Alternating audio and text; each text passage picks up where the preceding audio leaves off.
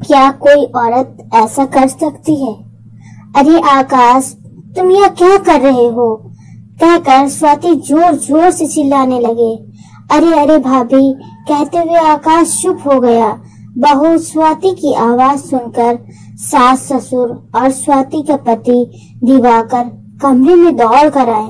देखो माँ जी, आकाश मुझे गलत तरीके से छू रहा था। नहीं भाभी, यह सही नहीं है। आप ही ने तो कहते कहते आकाश रुक गया। पापा जी, आकाश की नीयत ठीक नहीं है, कहकर स्वाति फिर जोर जोर से रोने लगी। आक्रोश में आकर पति दिवाकर ने आकाश के गाल पर जोरदार थप्पड़ जड़ दिया। आकाश, तुम आस्तीन के सांप निकले। तुमने धर्मात्मा का चोला ओढ़कर मां समान भाभी पर बुरी नजर डाली है। तुम्हें अपने घर में शरण देकर हमने बहुत बड़ी गलती की।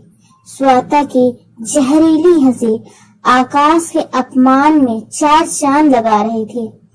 आकाश दिवाकर की बुआ का लड़का था। गांव में पढ़ाई की सुविधा न होने के कारण कक्षा 12वीं के बाद अपने मामा के घर रहकर बीबीए की पढ़ाई कर रहा था। स्वाति रिश्ते में उसके ममेरे भाई की पत्नी अर्थात भाभी थी। आकाश सनातन धर्म के प्रति आस्था रखने वाला, हनुमान भक्त, ईश्वर में असीम आस्था रखने वाला सीधा साधा लड़का था। सुबह शाम पूजा और पढ़ाई के अतिरिक्त दुनियादारी से कोई मतलब न था। घर बाहर के लोग उसे महात्मा जी कहते थे।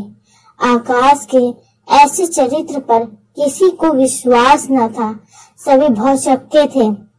तब भी दिवाकर की छोटी बहन तुरंत बोली, यह सब झूठ है। तुरंत उसने अपने फोन में से एक वीडियो चला दिया और बोली, मैं यह वीडियो अपने घर का टूर यूट्यूब पर दिखाने के लिए बना रही थी। आकाश भैया छत पर टहल कर पढ़ रहे थे। तभी स्वाति भाभी ने भैया को इशारे से बुलाया। मैं सोच रही थी कि भाभी को कुछ काम होगा। यह सब इतनी जल्दी हुआ और सब कुछ वीडियो में रिकॉर्ड हो गया।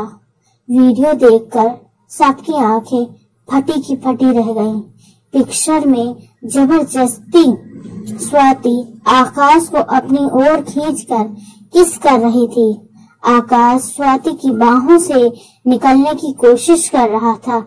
नवीन तकनीक ने आज निर्दोष को बचा लिया, अन्यथा पलड़ा नारी का ही भारी रहता है। एक निर्दोष पर दोष लगाकर स्वाति घर वालों की नजरों में पूरी तरह से गिर गई।